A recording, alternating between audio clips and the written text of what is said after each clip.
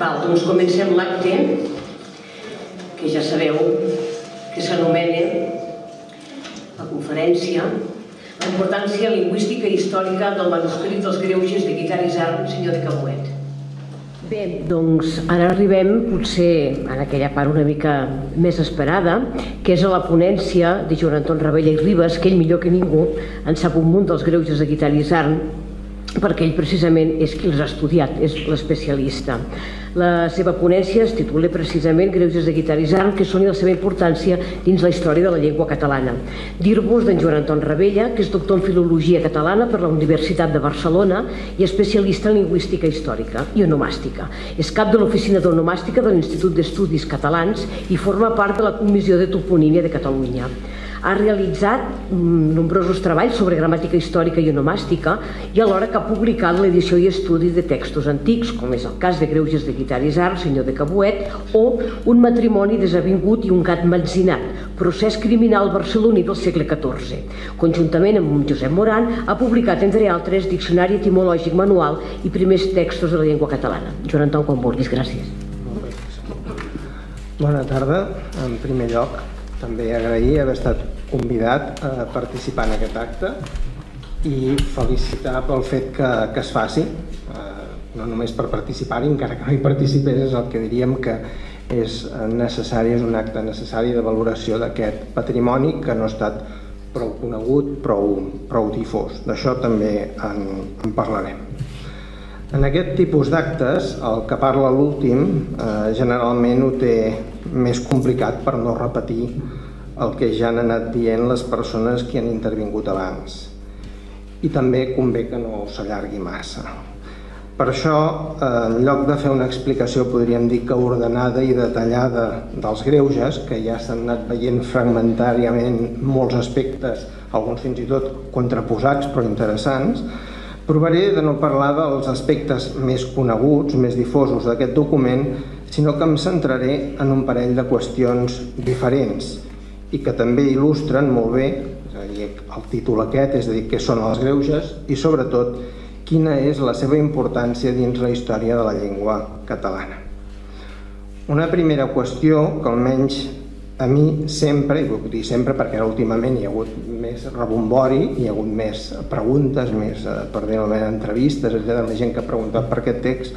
Com deia, una primera qüestió que almenys a mi sempre em pregunten sobre aquest text és per què no són coneguts o no són gaire coneguts els greuges de Guitart Isern. D'entrada podríem dir és una bona pregunta, no? Sovint sembla que siguin una gran descoberta, una novetat, com si fos una troballa, un text nou i desconegut. I sempre el primer que acabes explicant és que és un text recuperat per Miret i Sans, és a dir, per la mateixa persona que ja el va donar a conèixer a les homilies i que, per tant, això ja fa més d'un segle. Per tant, no és cap novetat en aquest sentit. I no és que Miret el vagi recuperar i no li donés importància o que quedés en un calaix perdut. Miret el va publicar 4 anys després que les homilies, és a dir, el 1908, i quan ho va fer ja en va remarcar la importància. Fins i tot va escriure, quan va sortir a la Revue Hispanique, podríem gairebé considerar aquesta escriptura de Guitart Isern de Cabuet com el primer, per data, dels documents catalans coneguts. Podríem dir que és un misteri perquè d'altres textos, com les homilies, que tant se n'ha parlat, o el Liber Judiciorum, han tingut una divulgació, sobretot més a nivell, podríem dir, general o popular, més àmplia que els greuges i que altres textos que també són importants dins de la nostra tradició. Potser ha estat l'atzar, potser també han estat interessos particulars d'algunes persones, que potser han estudiat un text i no un altre, o la necessitat de tenir símbols en alguns moments determinats, no sé, potser han estat tots aquests factors el que ha fet que uns documents tinguessin més difusió i d'altres, malgrat que eren ben coneguts, perquè també és el fet, eren coneguts, en àmbits sobretot més especialitzats, restessin desconeguts per al gran públic. Per tant, més que una situació, podríem dir que premeditada o deliberada, suposo que deu haver estat una combinació de factors diferents.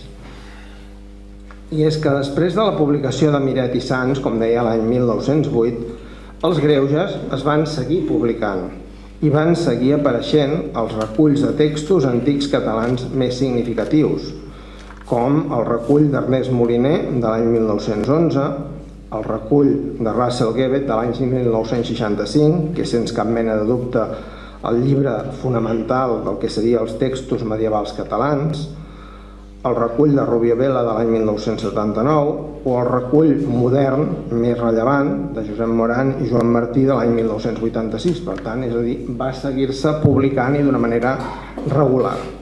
I encara podríem reblar el clau sobre la importància i la divulgació que sí que ha tingut aquest text, els greuges, en l'àmbit, clar, molt més especialitzat, com a mínim, de la filologia i la història de la llengua catalana, amb un últim exemple. Joan Coromines l'utilitza àmpliament en el Diccionari etimològic i complementari de la llengua catalana, on hi ha nombroses citacions dels greuges per exemplificar moltes entrades al diccionari. És a dir, realment és com si l'esmicolés i el anem trobant habitualment amb moltes citacions. No sé si arribaríem a reproduir tot el text, però sí que certament el trobem això com retallat amb moltes entrades.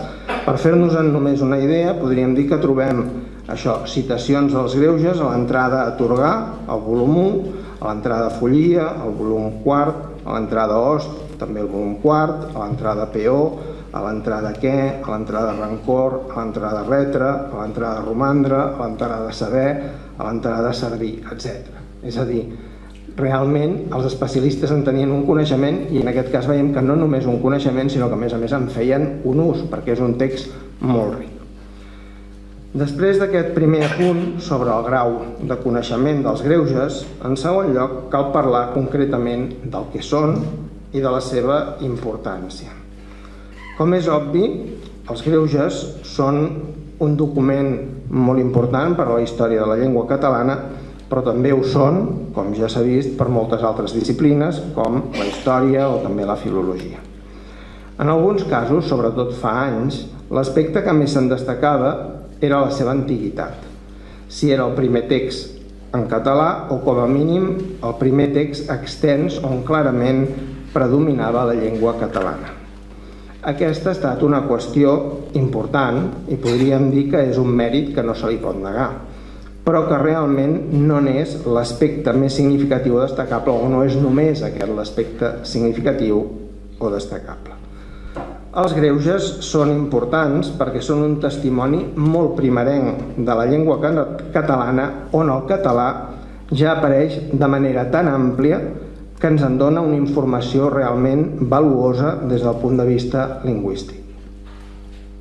I com indicava, també és un document amb un gran valor per a la informació històrica que ho conté i per la informació concreta i pretèrita de la vall de Cabó, és a dir, dels seus habitants, dels seus topònims, etc.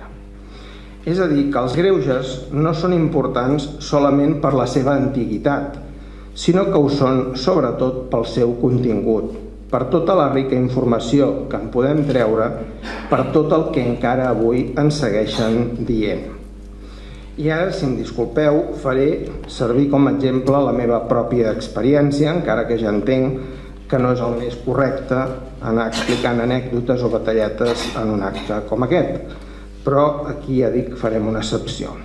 Fa anys, a la Universitat de Barcelona, els professors d'Història de la Llengua i de Gramàtica Històrica, en aquell moment Josep Moran i Joan Martí Castell, parlaven sovint de la riquesa de la documentació catalana antiga, d'aquests primers textos, de tots els textos que havien estat trobats i més o menys estudiats, però que en molts casos n'hi havia molts que no havien estat suficientment estudiats, com els greuges.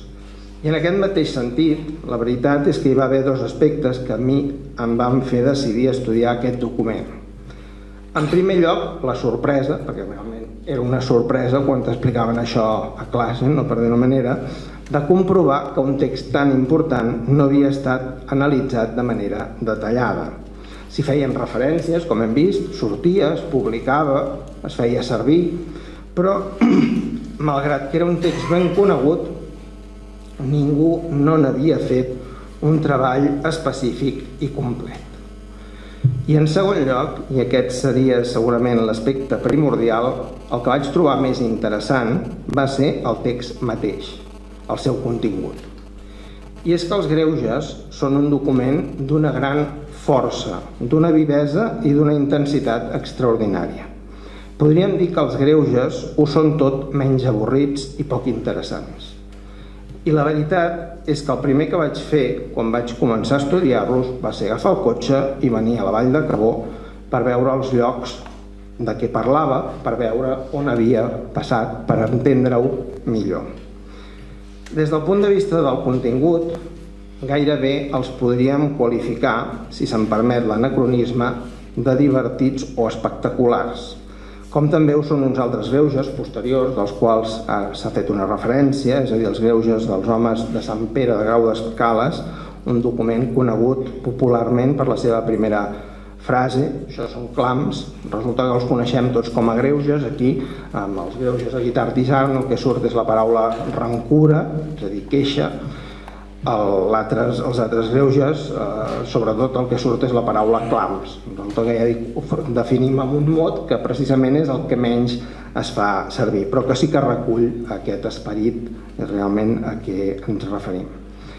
I és que els greuges de Guitart d'Isern ofereixen una descripció detallada, a la qual ja s'ha fet diverses referències, de molts aspectes relacionats amb la societat feudal que avui ens poden semblar curiosos des de la distància històrica, com tots els torts i les ofenses que va haver de suportar Guitart d'Isern i la seva família, com aquesta nova interpretació potser no els va haver de suportar, sinó que d'alguna manera els va fer suportar els altres. Sigui com sigui, és el que en rebem a través d'aquesta versió, que és la visió que en rebem, de qui es queixa.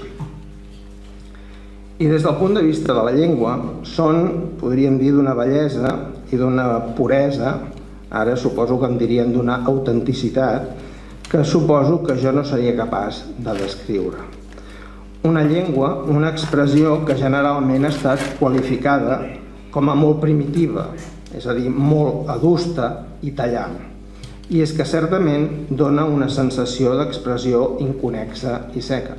Com explicava Josep Moran, la llengua de l'escriptura era el llatí, i aquesta llengua que comença a accedir a l'escriptura no domina aquests recursos i que per tant té uns recursos més limitats. Però tanmateix, i com ja han remarcat els especialistes en la llengua dels primers textos com Joan Basterdes o Josep Moran, són uns documents que presenten una llengua d'una vitalitat i d'una expressivitat, podríem dir que diferent, molt pròxima a la llengua oral, a la llengua parlada, amb la qual, des del punt de vista lingüístic, quan en fem una anàlisi, comparteixen algunes característiques. I en aquest mateix sentit, per poder entendre bé aquest tipus de textos, per poder acabar de veure en tota la seva força i la seva riquesa, cal llegir-los en veu alta, perquè aleshores, quan els llegim en veu alta, és quan despleguen els recursos i els matisos que no s'acaben de percebre en la lletra escrita. Així, el que seria l'entonació i fins i tot podríem dir que la gestualitat li acaben de donar el seu valor i supleixen la falta de connexió, de lligam entre moltes de les frases. Una entonació que ha de permetre, per exemple, apreciar aspectes com la força expressiva de les repeticions, un recurs que en aquest document es veu molt clar en les nombroses frases començades per rancur o rancurme, que seguides donen una gran intensitat al discurs. Per tant, i com a conclusió, voldria acabar remarcant precisament el valor, podríem dir que intrínsec o propi, dels greuges de Guitart d'Isern, perquè més enllà de la seva importància històrica, lingüística i cronològica, prou coneguda, segurament la més coneguda, és un text molt interessant per ell mateix i d'una bellesa molt especial. Moltes gràcies.